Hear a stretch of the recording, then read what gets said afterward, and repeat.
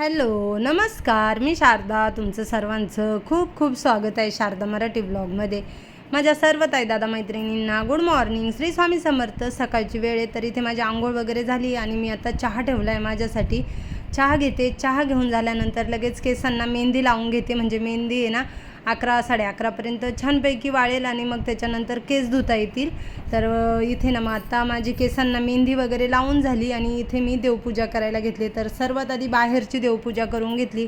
उंबरट्याला मस्त असं हळदीचं लेपन केलं. तुळशीची पूजा झाली. बाहेर छान अशी रांगोळी काढली आहे आणि गार्डनमधल्या झाडांना फुलं बघा किती मस्त असे आलेले आहेत. आता बाहेरची तुळशीची पूजा, उंबरठ्याची पूजा झाली. आता घरात देवांची आंघोळ घालून घेते. तर इथं सर्व देव देवाऱ्यामधून काढून घेतले. छान अशी देवांची आंघोळ घालून घेते. तर इथे बघा मस्त अशी देवांची आंघोळ घातली. देवारा स्वच्छ पुसून घेतला. आणि 7-8 दिवस झाले का मला कापसाने एवढा त्रास दिला आहे ना का तो कापूसच व्यवस्थित पेटत नाही. म्हणजे आपण जेव्हा वात लावतो ना तर त्यावेळेस व्यवस्थित वातच चालत नाही. तर 2 वेळेस मी कापूस वेगवेगळे आणले तरी पण नाही. तर आत्ता हा नवीन आणला आहे कालच. तर बघूया आता ही वात कशी चालती आहे. आणि आजचा वार राहिला होता सांगायचा. तर आजचा वार आहे रविवार. तर बघा इथे मस्त माझी देवांची देवपूजा वगैरे झाली. तर नक्कीच कमेंटमध्ये सांगा, कारण खूप दिवसानंतर आज तुम्हाला देवपूजा बघायला मिळाली. तर आता नाही ते संध्याकाळचे 5:15 वाजले आहे. तर इथे दीदीनं माझ्यासाठी चहा ठेवायला घेतला आहे आणि मी कांदे भरून ठेवते. गोणीमध्येच कांदे आईने किती दिवस झाले, माझ्यामध्ये 8 दिवस झाले कांदे दिले, पण तेव्हापासून मला वेळ नाही मिळाला. तर म्हटलं चला आज आहे ना पोत्यावरती असे व्यवस्थित अंथरून घेऊया. दुपारी भाजीपाला आणायला गेले होते आणि उद्या आहे वटपौर्णिमा. तर ती पण तयारी करायची होती. गावातून काही मार्केटमधून सामान आणायचं होतं. तर पूजेसाठी ते सर्व काही सामान घेऊन आले. मग सोबतच पोते पण आणले आणि इथे ना आता पोत्यांवरती कांदे असे पसरून घ्यायचे. तर एक पोत्यावरती आहे ना इथं बेडमध्ये म्हटलं ठेवते. ह्या बेडमध्ये कोणीच झोपत नाही, कारण देवघर असल्यामुळे ना सर्व तिकडेच झोपतात आणि हा बेड फक्तच रिकामा आहे, पण आहे बेड त्याच्यामुळं तो तिथंच ठेवलेला आहे. तर आत्ता इथे पोत्यावरती कांदे टाकून घेतले आणि पोतं अल्लाद असं मागे सरकून घेऊ बेडखाली आणि बाकीचे राहिलेले कांदे जिन्याखाली ठेवणार आहे. तर मी मार्केटमध्ये गेले होते जाळी बघायला कांदे ठेवण्यासाठी. तर मला काही जाळी भेटलीच नाही, आमच्या इथे नाही मिळाली. बघूया आता बाहेर कुठे गेले आणि दिसलीच भेटलीच तर मग मी जाळी आणणार आहे. तर इथे दीदीने मस्तपैकी मला स्पेशल चहा बनवून दिला आहे अद्रक टाकून आणि आता मी इथे चहा घेते. कांदे वगैरे ठेवून झाले, थोडेसे उरले ते पण ठेवायचे आहे. तर इथे कांद्याची घाण वगैरे पडली होती ते उचलून ठेवते, म्हणजे काढून टाकते. आणि फरची पण पुसली होती. तर मग म्हटलं चला ते कांद्याचे टलकर वगैरे ना इकडे तिकडे पडतील. तर आता किचनवरती भांडे सकाळचे जेवणाचे बाकी होते. तर आता दीदीने भांडे घासायला घेतले आणि मला बाकीचे दुसरे कामं आहेत. तर ती म्हणे मम्मी चल मी भांडे घासते. तर हे नवीन लिक्विड आहे, आता मी बघते वापरून कसं आहे ते. आणि भांडे घासले ना तर खूप मस्त लिक्विड आहे, कारण तेलकटपणा वगैरे भांड्यांचा आहे ना सर्व निघून गेला. तर आता ओतून घेते आणि त्याच लिक्विडने आता म्हटलं भांडे घासते. तर विम साबण वापरत होते, तर म्हटलं दीदीला आज आहे ना आपण लिक्विड वापरू बरं आणि विम साबण ठेवून दे. तर एकदम मस्त असं लिक्विड आहे.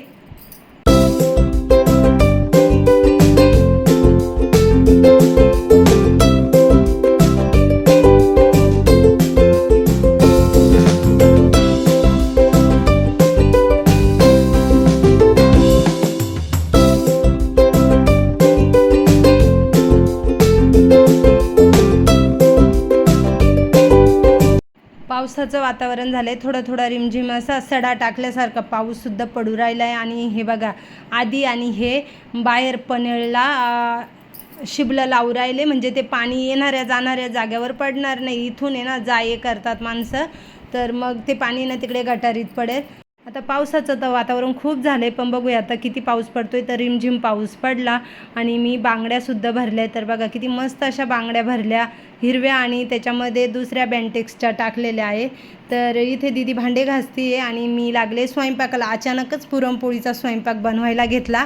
हे मला म्हणे का शारदा पुरणपोळीचा स्वयंपाक बनव. तर मग म्हटलं ठीक आहे चला. तर इथे चणा डाळ टाकली होती पुरणासाठी, भात घालून झाला. दीदीने भांडे सर्व घासले. तर 5:30 पावणे 6 वाजता मी पुरणाची डाळ टाकली. तर म्हटलं चला आता माझी दीदी आहे तर एक वेळेस आमरस पोळी खाऊन जाईल, पुन्हा मग ती दिवाळीला येईल किंवा जेव्हा कधी सुट्ट्या असेल तेव्हाच येईल. तर इथे ना आता मी साराला फोडणी देऊन घेते. मस्तपैकी मसाला तेलामध्ये परतून घ्यायचा आहे आणि एकीकडे आता पुरण पण तयार करायला ठेवते. तर डाळीमध्ये गूळ टाकलं आहे, सुंठ, वेलची पावडर, त्याच्याच नंतर चवीनुसार थोडंसं मीठ टाकलं आहे, जायफळ किसून टाकलं तर आणि थोडंसं तूप टाकलं आहे. तर इथे पुरण तयार करायला घेतलं. आता इथं साराला फोडणी देऊन घेतली आणि मसाला जरा माझ्याकडून जास्त झाला होता, तर तो मसाला मिक्सरच्या भांड्यामधून काढून ठेवते फ्रीजमध्ये एक डब्यामध्ये, म्हणजे दुसऱ्या एखाद्या भाजीला वापरता येईल.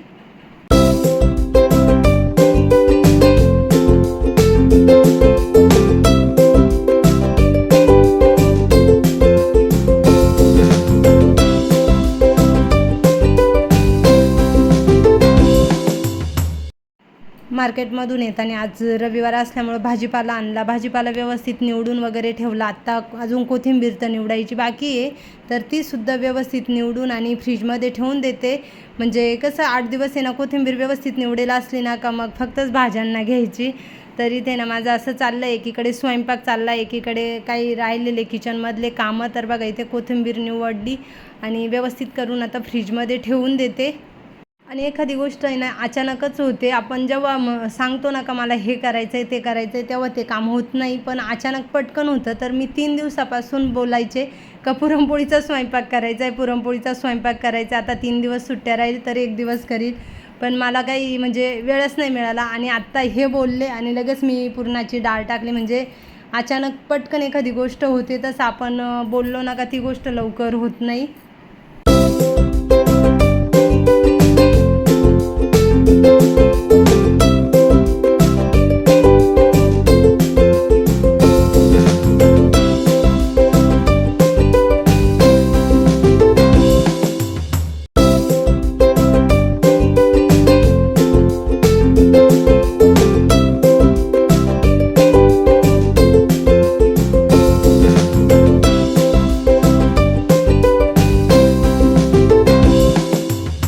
तर आता इथे सार झाला, भात झाला आहे आणि मी आता पोळ्या बनवून घेते. आमरससुद्धा बनवला आणि फ्रीजमध्ये ठेवून दिला.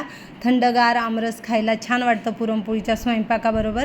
तर यांनी ना हे परवा आंबे आणले होते, नाशिकला गेले होते तेव्हा नाशिकवरून येताना. तर मग म्हटलं चला ते आंबे पण खराब वगैरे होऊन जायचे, तर थोडेफार कापून वगैरे खाल्ले होते आणि बाकीच्या आंब्यांचा आमरस बनवला. तर मस्त आता इथे ना इथे मस्त पुरणपोळी बनवून घेते. किचनवरचे सर्व भांडे वगैरे सगळंच घासून टाकले, किचन धुवून घेतला, स्वच्छ केला आणि त्याच्यानंतर फक्त शेवटला पोळ्या बनवायच्या ठेवल्या होत्या. तर आता इथे पोळ्या करून घेते आणि फक्तच आता जेवण झाल्यानंतरचेच भांडे राहणारे, बाकी भांडे वगैरे सर्वच घासून टाकले. तर आता इथे आम्ही सर्वजण जेवायला बसलो. तर सर्वात आधी इथे देवांना नैवेद्य काढला, देवांना नैवेद्य दाखवला आणि त्याच्यानंतर आम्ही जेवण करायला बसलो. तर तुम्ही पण सर्वजण या आमरस पोळी खायला. सर्व स्वयंपाक एकदम मस्त झाला होता. सार तर खूपच छान झाला होता, यांना आवडला आणि दीदीला पण आवडला. पोळ्या पण एकदम मऊ लुसलुशीत अशा पोळ्या झाल्या होत्या.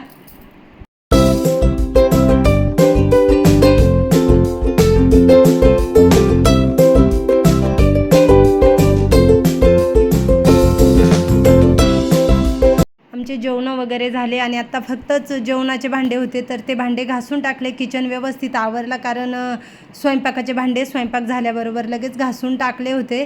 तर चला आता मी लाईटी, खिडक्या, दारं बंद केल्या आणि आता ह्या व्हिडिओचा एंड करते. कसा वाटला आजचा व्हिडिओ?